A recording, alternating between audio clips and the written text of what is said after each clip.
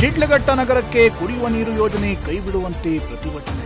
ನ್ಯಾಯ ಬೇಕು, ಬೇಕೇ ಬೇಕು, ನ್ಯಾಯ ಬೇಕು.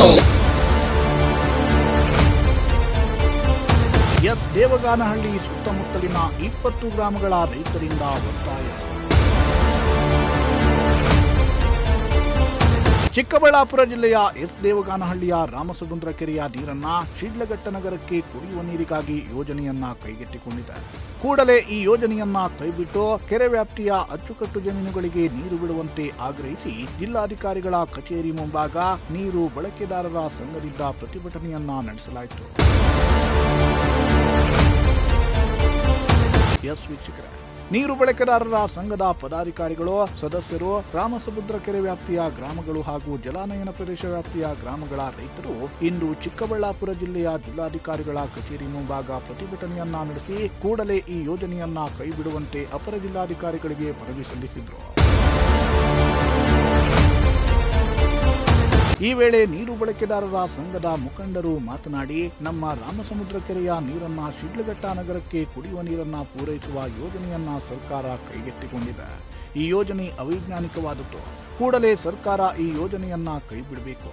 ಇಲ್ಲಿನ ಸುತ್ತಮುತ್ತಲ ಸುಮಾರು 20 ಹಳ್ಳಿಗಳಿಗೂ ಹೆಚ್ಚಿನ ರೈತರು ಇದೇ ಕೆರೆಯ ನೀರನ್ನ ನಂಬಿಕೊಂಡು ಜೀವನವನ್ನ ಮಾಡ್ತಿದ್ದೇವೆ. ಇಂತಹ ಸಂದರ್ಭದಲ್ಲಿ ಅವೈಜ್ಞಾನಿಕವಾಗಿ ನೀವು ಬೇರೆಡೆ ನೀರು ಹರಿಸಿದರೆ ನಮಗೆ ಹೆಚ್ಚು ತೊಂದರೆಯಾಗುತ್ತೆ ಅಂತ ಆಕ್ರೋಶವನ್ನ ಹೊರಹಾಕಿದ್ರು. ಜಯಚಾಮರಾಜೇಂದ್ರ ಒಡೆಯರು ಮತ್ತೆ ಶೇಷಾದ್ರಿ ಅಯ್ಯರ್ ಅವರ ಒಂದು ಪೀರಿಯಡ್ ಅಲ್ಲಿ ಒಂದು ಕೆರೆಯನ್ನ ರೈತಾಪಿ ಜನಕ್ಕೆ ಅನುಕೂಲ ಆಗಲಿ, ಕೃಷಿಗೆ ಅನುಕೂಲ ಆಗಲಿ, 20 ಗ್ರಾಮಗಳಿಗೆ ಕುಡಿಯೋ ನೀರು ಅನುಕೂಲ ಆಗಲಿ ಅಂತ ಒಂದು ದೇಹೋದ್ದೇಶ ಇಟ್ಕೊಂಡು ಮುಂದಿನ ದೇಹೋದ್ದೇಶನ ಇಟ್ಕೊಂಡು ಕೆರೆಯನ್ನ ಕಟ್ಟಿರ್ತಾರೆ. ಆದರೆ ಈಗ ಕೆಲವು ಪಟ್ಟಭದ್ರ ಹಿತಾಸಕ್ತಿಗಳ ಒಂದು ಹಿತಾಸಕ್ತಿಗೆ ಒಲಿದು ಈ ಒಂದು ನೀರನ್ನು ರಾಮಸಮುದ್ರ ಕೆರೆಯ ನೀರನ್ನು ಶಿಡ್ಲಘಟ್ಟ ನಗರಕ್ಕೆ ಕೊಡಲಿಕ್ಕೆ ಒಂದು ಹುನ್ನಾರವನ್ನು ನಡೆಸ್ತಾ ಇದ್ದಾರೆ. ಆದರೆ ಸುಮಾರು 1500 ಎಕರೆ ಅಚ್ಚುಕಟ್ಟು ಮುಂದೊಂದು ದಿವಸ ಬರಡು ಭೂಮಿ ಆಗುವ ಸಾಧ್ಯತೆ ಇರುತ್ತೆ.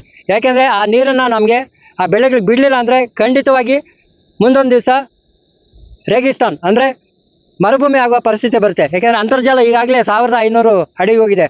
ಈ ನೀರನ್ನು ಜೀವನಾಡಿ ನಮಗೆ ಈ ಒಂದು ಕೆರೆ ಒಂದು ಪಶು ಪಕ್ಷಿಗಳಿಗಾಗಲಿ, ಜನಕ್ಕೆ ಕುಡಿಯೋಕ್ಕಾಗಲಿ, ಬೆಳೆಗಳಿಗಾಗಲಿ ಇದೇ ನೀರು ನಂಬ್ಕೊಂಡಿರೋಂಥ ಜನ 1500 ಎಕರೆ ಅಚ್ಚುಕಟ್ಟುದಾರರು ನಿರ್ಗತಿಕರಾಗಿ ಕೊನೆಗೆ ಗುಳೆ ಬಿಟ್ಟು ಬೆಂಗಳೂರು ಬೇರೆ ಬೇರೆ ಕಡೆ ಹೋಗುವಂಥ ಪರಿಸ್ಥಿತಿ ಬರೋ ಚಾನ್ಸಸ್ ಇದೆ.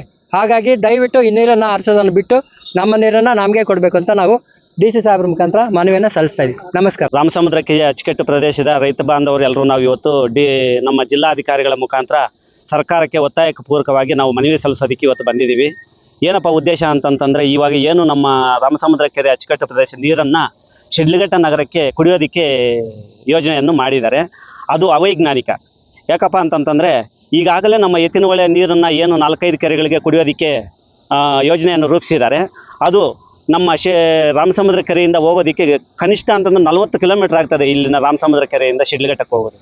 ಆದರೆ ಶಿಡ್ಲಘಟ್ಟ ಪಕ್ಕದಲ್ಲಿ ಇರುವಂಥ ಅಮಾನಿ ಕೆರೆ 100 ಎಕರೆ 120 ಎಕರೆ ಇರುವಂಥ ಕೆರೆಯನ್ನು ಅಭಿವೃದ್ಧಿಪಡಿಸಿ ಅಲ್ಲಿಗೆ ಎತ್ತಿನ ಹೊಳೆಯನ್ನು ನೀರು ಕೊಟ್ಟು ಅಲ್ಲಿ ಕುಡಿಯೋದಕ್ಕೆ ನೀರಿಗೆ ಅವ್ರಿಗೆ ವ್ಯವಸ್ಥೆ ಮಾಡಿದ್ರೆ ತುಂಬ ಒಳ್ಳೆಯದು. ಆದರೆ ಇಲ್ಲಿಂದ ದೂರ ನಾವು ರೈತರು 7-8 ಹಳ್ಳಿಗಳು 9 ಹಳ್ಳಿಗಳಿಂದ ನಾವು ಇವತ್ತು ಏನು ಬಂದಿದ್ದೀವಿ. ಈ ಎಲ್ಲ ನಮ್ಮ 2-3 ಹೋಬಳಿ ಸೇರ್ತದೆ ನಮಗೆ. ಸೋಮೇನಹಳ್ಳಿ, ಸಾದ್ಲಿ, ಮಂಡಿಕಲ್ ಹೋಬಳಿ ರೈತ ಬಾಂಧವರು ಎಲ್ಲರೂ ಇದ್ದೀವಿ. ಇದಕ್ಕೆ ನಮಗೆ ನೀರು ಕುಡಿಯೋದಕ್ಕೆ ಏನಾದರೂ ವ್ಯವಸ್ಥೆ ಮಾಡಿಕೊಂಡ್ರೆ ನಮಗೆ ತುಂಬ ತೊಂದರೆ ಆಗ್ತದೆ. ಯಾಕಪ್ಪ ಅಂತಂದರೆ, ನಾವು ಜೀವನ ಮಾಡ್ತಾ ಇರೋದು 100 ವರ್ಷಗಳಿಂದ, ನಮ್ಮ ತಾತಕಂದ್ರ ಕಾಲದಿಂದನೂ ಮುತ್ತಾತಂದ್ರ ಕಾಲದಿಂದನೂ ಇವಾಗೂ ನಾವು ಯುವಕರು ಇವಾಗ ಏನಾದರೂ ಸ್ವಲ್ಪ ಬೆಳೆ ಇಡ್ತಾ ಇದ್ದೀವಿ, ಹೂವು ಇಡ್ತಾ ಇದ್ದೀವಿ, ಬೆಳೆ ಇಡುವಂಥ ಪರಿಸ್ಥಿತಿಯಲ್ಲಿ ಇದ್ದೀವಿ ಅಂತಂತಂದರೆ ನಾವು ಮುಂದೆ ಏನು ಬೆಂಗಳೂರಿಗೆ ವಲಸೆ ಹೋಗೋದಂತ ತಪ್ಪಿಸೋದಕ್ಕೆ ಇವಾಗ ನಾವು ಕೊರೋದಿಂದ ಈಚೆಗೆ ನಾವು ವ್ಯವಸಾಯ ಮಾಡೋದಕ್ಕೆ ಬಂದರೆ ಇವಾಗ ಈ ಥರ ಕುಡಿಯೋದಕ್ಕೆ ನೀರಿಗೆ ಅಂತ ಅಂದ್ಬಿಟ್ಟು ಏನು ತಗೊಂಡು ಹೋಗ್ತಾ ಇದ್ದಾರೆ.